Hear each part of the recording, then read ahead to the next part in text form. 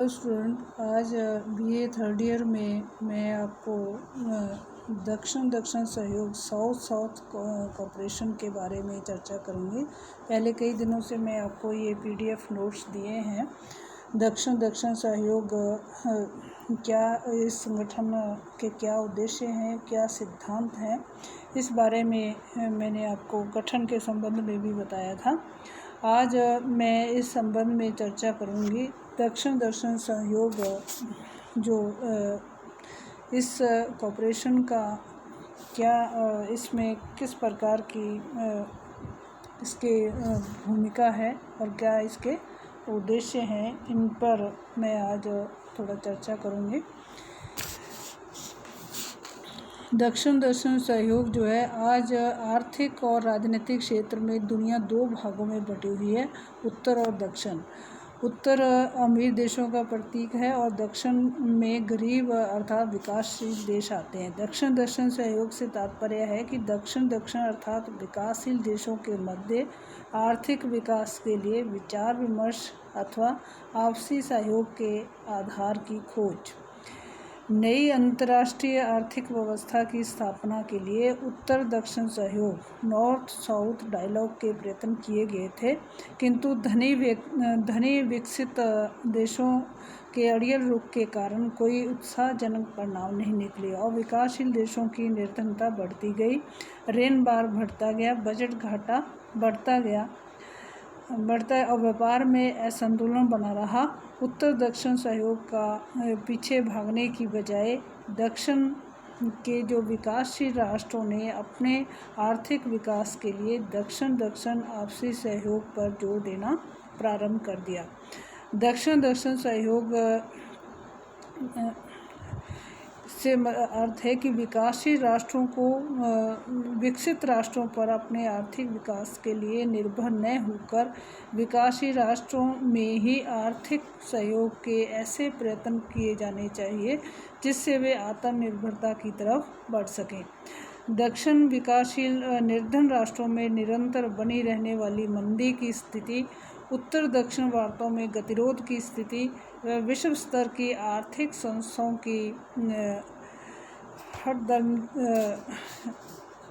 कमी के कारण विकासशील राष्ट्रों ने दक्षिण सहयोग का नारा बुलंद करना अनिवार्य बना दिया। दक्षिण का आज कुल वैश्विक आर्थिक निर्गत में दक्षिण की हिस्सेदारी लगभग आधी है, जो 1990 के 1/3 के मुकाबले काफ़ी अधिक है। 8 प्रमुख विकासशील देशों ने अर्जेंटीना, ब्राज़ील, चीन, भारत, इंडोनेशिया, मैक्सिको, दक्षिण अफ्रीका, तुर्की का कुल सकल घरेलू उत्पादन अब अमेरिका के सकल घरेलू उत्पादन के बराबर हो चुका है, जो अभी भी दुनिया के सबसे बड़ी राष्ट्रीय अर्थव्यवस्था है। दक्षिण का सहयोग का वास्तविक जो 1968 में नई दिल्ली में आयोजित द्वितीय सम्मेलन के विकासशील राष्ट्रों के आपसी सहयोग की आवश्यकता पर बल देने के साथ शुरू हुआ। विकासशील गुटनिरपेक्ष देशों के हरारे शिखर सम्मेलन में 1986 ने उत्तर दक्षिण संवाद के स्थान पर दक्षिण सहयोग की आवश्यकता स्पष्ट रूप से प्रतिपादित की। दक्षिण सहयोग और सामूहिक निर्भरता को अपनाए बिना अंतर्राष्ट्रीय आर्थिक संबंधों में सुधार लाना संभव नहीं है। दक्षिण सहयोग को बढ़ावा देने के लिए उत्तरी कोरिया में विकासशील देशों के वित्त मंत्रियों की एक बैठक का निर्णय लिया गया। यह बैठक उत्तरी कोरिया की राजधानी प्योंगयांग में 9 जून 1987 को शुरू हुई। प्योंगयांग घोषणा में दक्षिण सहयोग को सामूहिक आत्मनिर्भरता पर बल दिया गया। 1987 में दक्षिण आयोग का निर्माण किया गया। इसका मकसद विकासशील राष्ट्रों के आपसी सहयोग को नई दिशा देना व समन्वय स्थापित करना था। दिसंबर 1991 में आयोजित G15 15 राष्ट्रों के कारकस सम्मेलन ने विकासशील देशों के नेताओं में उनकी आपसी समस्याओं के प्रति जागरूकता उजागर की। कारकस सम्मेलन में भारत के प्रधानमंत्री पी.वी. नरसिम्हा राव ने ठीक कहा कि निर्धन देशों के आपसी सहयोग को चहुमुखी विकास का प्रभावी माध्यम बनाया जाना चाहिए। इस उद्देश्यों को पूरा करने के लिए सार्क के जो दक्षिण एशियाई क्षेत्रीय सहयोग संगठन, जिसका कि शॉर्ट में नाम है सार्क के संगठन ढांचे में शासन अध्यक्षों का शिखर सम्मेलन, मंत्री परिषद और विदेश सचिवों की स्थायी समिति, कार्यकारी समिति, तकनीकी समितियां और सचिवालय सम्मिलित हैं। राष्ट्राध्यक्षों के शिखर सम्मेलन में सभी सदस्य देश सम्मिलित होते हैं। यह सार्क सर्वोच्च निर्णयकारी अंग है। वर्ष में एक बार शिखर सम्मेलन का आयोजन होता है। मंत्री परिषद देशों के विदेश मंत्रियों का सम्मेलन होता है। इनका कार्य नीतियों का निर्धारण करना और उसकी प्रगति की समीक्षा करना, सहयोग के लिए नए क्षेत्रों को पहचानना। वर्ष में 2 बार इसकी बैठक होती है। परिषद की सहायता के हेतु एक कार्यकारी समिति होती है और 11 तकनीकी समितियों की व्यवस्था भी होती है। सचिवालय के जो कार्य हैं वो है कार्यक्रमों का पर्यवेक्षण, समन्वय स्थापित करना और क्रियान्वयन करना, सार्क के विभिन्न अंगों की बैठकों की व्यवस्था करना। संगठन का अध्यक्ष वही देश होता है जहां सार्क का अंतिम शिखर सम्मेलन आयोजित होना होता है। सार्क का 8वां शिखर सम्मेलन 1995 में दिल्ली में हुआ, जिसमें सार्क विकास कोष दक्षिण एशिया विकास स्थापित किया गया। यह कोष एक या अधिक सार्क देशों में विकास परियोजनाओं को वित्तीय सहायता प्रदान करता है। इसके अलावा दक्षिण सहयोग के एक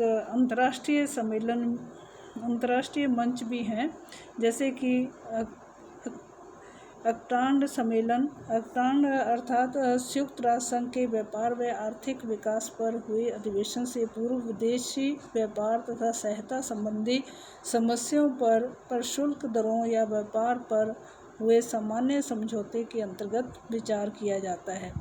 सामान्य समझौते का अल्पकालीन देशों को आशानुरूप लाभ नहीं मिल सका। इस कारण अंतर्राष्ट्रीय आर्थिक विकास हेतु एक नया कार्यक्रम प्रारंभ किया गया, जिसका प्रयोजन अल्प विकसित देशों के अंतर ट्रेड गैप में कमी करना था। इस स्थायी अंग की 1964 में इसको स्थापित किया गया। यह अंतर्राष्ट्रीय आर्थिक व्यवस्था में एक नया मोड़ था। विश्व व्यापार के विकास को एक नई दिशा प्रदान करने के लिए विकासशील देशों के विशेष संदर्भ में अंतर्राष्ट्रीय आर्थिक संबंधों का अध्ययन का प्रथम बड़ा प्रयास था। इसके अलावा दूसरा जो मंच है इस कोऑपरेशन का, वो है ग्रुप 77 की बैठकें। 1966 के दशक में संयुक्त राष्ट्र संघ के लिए सदस्यों में अफ्रीकी राज्यों की संख्या काफ़ी थी। संघ के लगभग 2/3 सदस्य विकासशील तीसरी दुनिया के देशों में से थे, जो अपने आप को ग्रुप ऑफ 77 कहने लगे। इस समुदाय की स्थापना 1964 में संयुक्त राष्ट्र संघ में की गई। वर्तमान में इनकी संख्या जो है 135 हो गई है। फिर भी इन्हें ग्रुप 77 के नाम से ही संबोधित किया जाता है। इस अधिकांश देश तीसरी दुनिया के हैं। ये देश हैं जिनकी आर्थिक हित समान है, जो संयुक्त राष्ट्र संघ के माध्यम से विश्व अर्थव्यवस्था की संरचना में बुनियादी परिवर्तन करना चाहते हैं। ग्रुप 77 का एक लघु समूह भी है, जिसे आजकल G24 के नाम से जाना जाता है। G24 ही आजकल ग्रुप 77 की ओर से संयुक्त राष्ट्र संघ में विकासशील देशों की ओर से विभिन्न मुद्दों पर वार्ता करता है। G24 के वित्त मंत्रियों की 49वीं वार्षिक बैठक 26 सितंबर 1993 को वाशिंगटन में संपन्न हुई। G24 अंतर्राष्ट्रीय मुद्रा मामलों में विकासशील देशों के हितों का प्रतिनिधित्व करता है। इसके सदस्यों को यह शिकायत रही है कि विकसित देश विकासशील देशों के लिए व्यापक संतुलित आर्थिक नीतियों को आगे बढ़ाने में सफल रहे हैं। विकासशील देशों के ग्रुप 77 का शिखर सम्मेलन 2000 को हवाना में हुआ। हवाना घोषणा पत्र में सदी में विकासित देशों के विकास मुद्दों को प्राथमिकता दी गई। ग्रुप 77 में ऐसे देश हैं जो दक्षिण से संबंधित हैं। ये देश न केवल निर्धन है अपितु एशिया, अफ्रीका तथा लैटिन अमेरिका महाद्वीपों से जुड़े हुए हैं। ग्रुप 77 विकासशील देशों की एकता का परिचायक है। ये संगठित होकर सौदेबाजी करना चाहते हैं तथा समुद्र से संबंधित विधि, शस्त्र नियंत्रण, आणविक ऊर्जा, अंतर्राष्ट्रीय व्यापार जैसे मुद्दों पर जाने वाले निर्णयों को विकासशील देशों के हितों के अनुकूल मोड़ना चाहते हैं। इस प्रकार से ये तीसरी दुनिया के देश जो हैं अपनी एकता का परिचय देते हुए विकसित देशों पर अपना दबाव बनाने का प्रयास इस मंच के द्वारा करते हैं। अगला जो अंतर्राष्ट्रीय मंच है इस कोऑपरेशन का वो है गुट निरपेक्ष आंदोलन। तीसरी दुनिया के राष्ट्र जो हैं पिछले से हरारे सम्मेलन से गुट निरपेक्ष राष्ट्र विकासशील देशों के बीच आर्थिक सहयोग बढ़ाने के लिए सहमत हैं। हरारे सम्मेलन ने उत्तर दक्षिण संवाद के स्थान पर दक्षिण दक्षिण सहयोग अर्थात पारस्परिक आर्थिक सहयोग पर बल दिया है। हरारे सम्मेलन में आपसी सहयोग बढ़ाने के लिए विकासशील देशों का एक आयोग गठित करने का निर्णय लिया गया है। इस प्रकार से एक और जो मंच है इस कोऑपरेशन का वो है G15 या G15 जो कि विकास और इससे संबंधित मुद्दों के लिए एक अंतर्राष्ट्रीय आंदोलन का रूप धारण करता जा रहा है। इसका गठन 1989 में बेलग्रेड में गुट निरपेक्ष शिखर सम्मेलन के बाद हुआ। इसके सदस्य विश्व के प्रमुख क्षेत्रों में फैले हुए हैं। अफ्रीका, उत्तर दक्षिण अमेरिका, एशिया, यूरोप इसके सदस्य हैं। इस प्रकार से इसे विकासशील देशों के ठोस प्रतिनिधि के रूप में देखा गया है। इसका लक्ष्य विकास के काम को प्रोत्साहित और तेज करना है ताकि बड़े आकार वाले संगठन ग्रुप 77 के धुंधले विवाद माहौल से ऊपर उठकर काम किया जा सके। विकसित और विकासशील देशों के बीच सार्थक बातचीत और विकासशील देशों के बीच आपसी सहयोग बढ़ाने की दिशा में ठोस उपाय किए जा सकें। तीसरी दुनिया के विकासशील देशों के बीच आपसी सहयोग का सवाल है। इसलिए क्वालपुर सम्मेलन ने लगभग 1 दर्जन प्रयोजनों का पता लगाया था। इस प्रकार से इस सम्मेलन के द्वारा जो है ये कोऑपरेशन जो है विकसित और विकासशील देशों के बीच समन्वय बिठाने का प्रयास करते हैं। इसके अलावा इस कोऑपरेशन के सामने वर्तमान में काफ़ी चुनौतियां हैं, सीमाएं हैं। इनमें दक्षिण के विकासशील देशों के बीच आपसी मतभेद हैं। इसी प्रकार द्वितीय विश्व युद्ध के बाद जितने युद्ध अंतर्राष्ट्रीय संघर्ष हुए हैं वे विकासशील देशों के मध्य हुए हैं। इनमें भारत चीन युद्ध, भारत पाकिस्तान युद्ध, वियतनाम कंपूचिया संघर्ष, ईरान इराक युद्ध, इथियोपिया सोमालिया संघर्ष, कुवैत पर इराकी कब्जा आदि जितने भी विश्व में गृह युद्ध हुए हैं इन देशों में ये तीसरी दुनिया के अनेक देश विशेषकर तेल निर्यातक देशों के पास काफ़ी मात्रा में अधिशेष धन है, लेकिन वे इस धन को अन्य विकासशील देशों में निवेश करने की बजाय इसे आमतौर पर पश्चिमी बैंकों में या विकसित राष्ट्रों में जमा करते हैं। इन सभी कारणों से विकासशील देशों के बीच सहमति या सहयोग दक्षिण दक्षिण सहयोग अत्यंत सतही बाहरी स्वरूप धारण कर पाता है।